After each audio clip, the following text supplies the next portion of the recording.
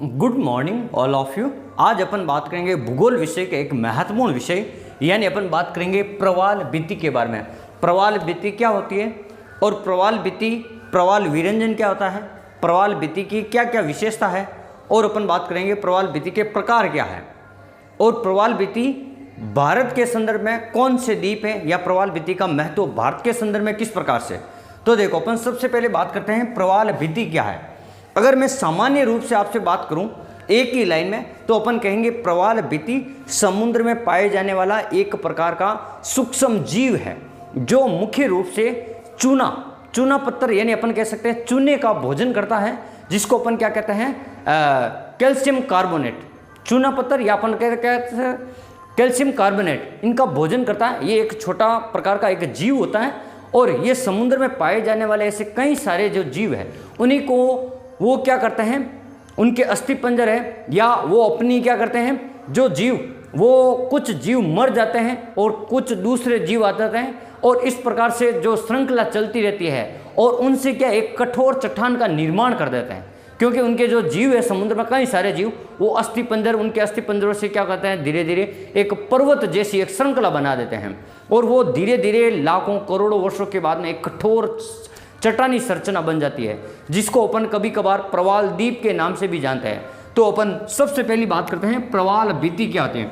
भित्ति का मतलब क्या होता है? भित्ति का मतलब आपको पता है दीवार होता है। भित्ति का मतलब क्या होता है? दीवार। तो प्रवाल यानी समुद्री जो जीव है, समुद्री जो सूक्ष्म जीव है, उनके द्वारा जो बनाई गई जो दीवार है उसी को अपन क्या कहते हैं प्रवाल भित्ति कहते हैं। समुद्री जीव जिनसे अपन बात करते हैं जो मुख्य रूप से चूने पत्थर या अपन कह सकते हैं कैल्शियम कार्बोनेट का भोजन करते हो। फिर अपन बात करते हैं प्रवाल भित्ति की विशेषता, यानी प्रवाल भित्ति ये कहाँ पे पाई जाती है, इनकी क्या क्या विशेषता।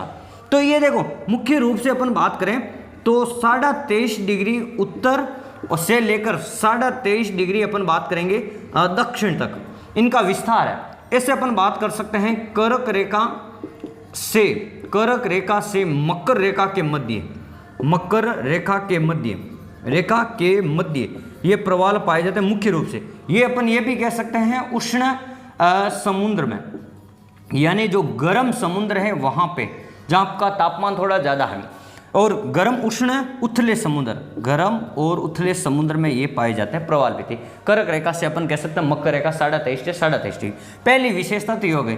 दूसरी, इनके लिए तापमान कम से कम 20 डिग्री से लेकर 21 डिग्री सेंटीग्रेड तक क्या होना चाहिए, तापमान होना चाहिए। दूसरी विशेषता ये तापमान होना चाहिए। तीसरी विशेषता, इनकी गहराई लगभग 30 से लेकर 33 फेदम तक क्या होनी चाहिए, गहराई होनी चाहिए। अगर मीटर में बात की जाए लगभग 200 फीट गहराई होनी चाहिए। कितनी गहराई होनी चाहिए? 200 फीट गहराई होनी चाहिए। ये तीसरी विशेषता। चौथी विशेषता, स्वच्छ व साफ जल नहीं हो, स्वच्छ व साफ जल नहीं हो। पांचवी विशेषता, नदी के मुहाने पर नहीं हो, नदी के मुहाने पर नहीं बनती। कहाँ पे बनती है ये? जहाँ पे नदी नहीं है, नदी के मुहाने पर नहीं बनती है। तो देखो, 5 विशेषता मैंने आपको बता दी। कर्क रेखा से मकर रेखा के मध्य बनती है। फिर अपन बात करेंगे जहाँ उष्ण और गर्म समुद्र है, तापमान ज़्यादा है, इसके लिए तापमान चाहिए 20 से 21 डिग्री तक सेंटीग्रेड तक तापमान चाहिए, और इसकी औसत गहराई लगभग 30 से लेकर अपन कह सकते हैं 33 फेदम तक, और एक फेदम में लगभग 6 फीट होता है। एक फेदम में 6 फीट होता है। कम से कम 200 फीट गहराई तक ये इनका जीवन संभव है। फिर अपन बात करते हैं स्वच्छ जल व साफ जल, बिल्कुल स्वच्छ और साफ नहीं होना चाहिए, ठीक है, ये भी आपको ध्यान रखना। और दूसरी बात, और बिल्कुल ज़्यादा अपन कह सकते हैं ज़्यादा अवसाद युक्त जल भी नहीं होना चाहिए। अवसाद युक्त जल नहीं होना, क्योंकि अगर ज़्यादा वहाँ पे अवसाद होगा, कचरा होगा, तो वो क्या है मूंगे के जो मुख में होता है, तो वहाँ उनको समस्या होकर वहाँ से मर जाएंगे। जहाँ ज़्यादा अवसाद युक्त होगा वहाँ से ये प्रवाल भित्तियाँ मर जाएगी, ये आपको ध्यान रखना। फिर नदी के मुहाने पर नहीं होगा, क्योंकि मान लो समुद्र में कहीं प्रवाल भित्ति है और वहाँ नदी आ रही है, तो वो बार बार प्रवाल अपना घर बनाएंगे और नदी उसको क्या करेगी, घर को तोड़ देगी। तो इस प्रकार प्रवाल भित्तियों का विकास नदी के मुहाने पर भी नहीं होता है। तो ये हो गई उनकी विशेषताएं। अब अपन बात करते हैं प्रवाल भित्ति के प्रकार। देखो, प्रवाल भित्ति के प्रकार मुख्य रूप से प्रवाल 3 प्रकार के होते हैं। ठीक है। मुख्य रूप से प्रवाल कितने प्रकार के होते हैं? 3 प्रकार के होते हैं। देखो परीक्षा की दृष्टि से प्रकार से आपको ध्यान रखना है। जैसे मान लो प्रवाल कितने प्रकार के? 3 प्रकार के प्रवाल होते हैं। जैसे मान लो ये कोई आपका स्थल भाग है, स्थल भाग है, और यहाँ स्थल भाग पे ये देखो ये जल है, ये जलीय भाग है, ये इस प्रकार से जलीय भाग, ये आपका स्थल भाग हो गया, और ये भाग हो गया आपका, ये भाग हो गया आपका समुद्र है। देखो तो क्या होगा? प्रवाल भित्तियां 3 प्रकार। पहली देखो ये स्थल भाग और यहाँ पे कोई प्रवाल भित्ति है, यहाँ पे तट से, तो इस पहली को कहते हैं अपन तटीय प्रवाल भित्ति। क्या कहते हैं? तटीय प्रवाल भित्ति। पहली को क्या कहते हैं? तटीय प्रवाल भित्ति। दूसरी हो जाएगी अवरोधक प्रवाल भित्ति। देखो यहाँ पर ये इस प्रकार से समुद्र के पास में। दूसरी आपके कौन सी हो जाएगी? अवरोधक, अवरोधक, अवरोधक प्रवाल भित्ति, प्रवाल भित्ति, अवरोधक प्रवाल भित्ति। और तीसरी हो जाएगी ये समुद्र के बीचों बीच में ये वाली, और इसको अपन क्या कहते हैं? इसको अपन कहते हैं एटोल, एटोल। और इसको अपन क्या कहते हैं? घोड़े की नाल, घोड़े की मुद्रिका या नाल जैसा। ठीक है, तो ये 3 प्रवाल भित्ति होती है। जो तट से सटी होती है, तट से, उसे तो क्या कहते हैं? तटीय प्रवाल भित्ति। और जो तट से दूर और अवरोधी प्रवाल भित्ति और तट के बीच में एक लेगून का निर्माण कर देती है, लेगून, तो वो हो जाती है आपकी अवरोधक प्रवाल भित्ति।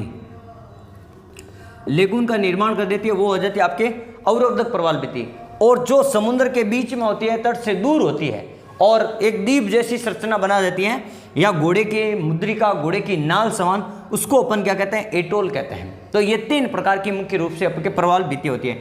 और इनके विकास का क्रम, इनका विकास का क्रम, सबसे पहले तटीय प्रवाल भित्ति बनेगी, फिर अवरोधी बनेगी, फिर अपन बात करेंगे एटोल बनेगी, घोड़े की नाल समान। जितने भी जो द्वीप हैं वो तो एटोल के उदाहरण हैं, अपन ये बात कर सकते हैं, क्योंकि द्वीप चारों ओर से घिरे हुए हैं। तो ठीक है, और उनमें से कुछ द्वीपों का निर्माण प्रवालों द्वारा हुआ है। जैसे अपन बात करें उदाहरण के तौर पर भारत का जो लक्षद्वीप है, लक्षद्वीप एटोल का उदाहरण है, ये आपको ध्यान रखना।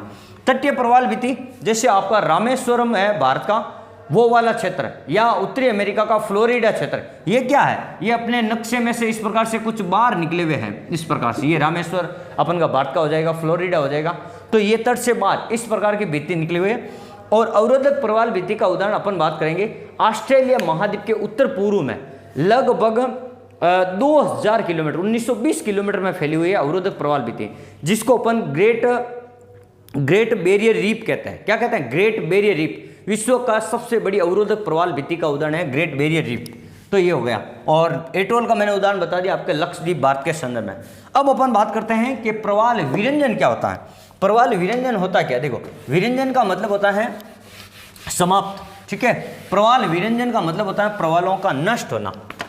प्रवाल विरंजन का मतलब क्या होता है? प्रवालों का मर जाना, प्रवालों का मर जाना, प्रवाल विरंजन होता है। अब ये क्यों मरते हैं? देखो, सबसे पहला कारण है global warming. Global warming, global warming के कारण क्या हो जाते हैं? प्रवाल मर जाते हैं, मर जाते हैं ग्लोबल वार्मिंग के कारण। अब किस प्रकार मरते हैं? जैसे देखो, समुद्र का जो टेम्परेचर है प्रवालों के रहने के लिए 20 से 21 है, लेकिन अगर मान लो टेम्परेचर 30 चला गया, मान लो 25 चला गया, तो वहाँ जितने भी रहने वाले जो प्रवाल है वो मर जाएंगे।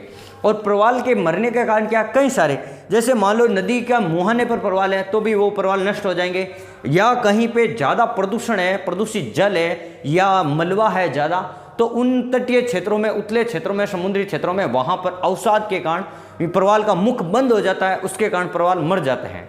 और एक होता है अपन कह सकते हैं प्रवाल विरंजन, यानी जैसे जैसे समुद्र में क्या होगा, प्रदूषण बढ़ेगा, तो प्रवालों के लिए क्या होता है?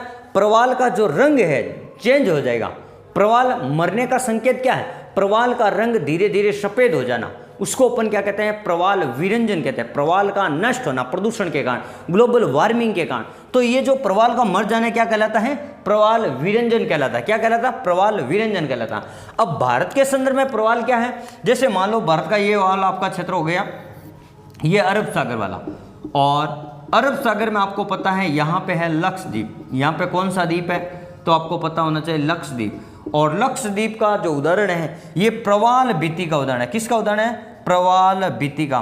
तो आपको कभी भी पूछ सकते हैं कंपटीशन में कि लक्षद्वीप का निर्माण ज्वालामुखी से हुआ है, भूकंप से हुआ है, प्रवाल से हुआ है, उपयुक्त सभी से हुआ है, या इनमें से कोई नहीं हुआ। तो आपको मुख्य रूप से ध्यान रखना है प्रवाल भित्ति से इसका निर्माण हुआ, ये ध्यान रखना आपके लक्षद्वीप के बारे में। लक्षद्वीप का निर्माण किससे हुआ?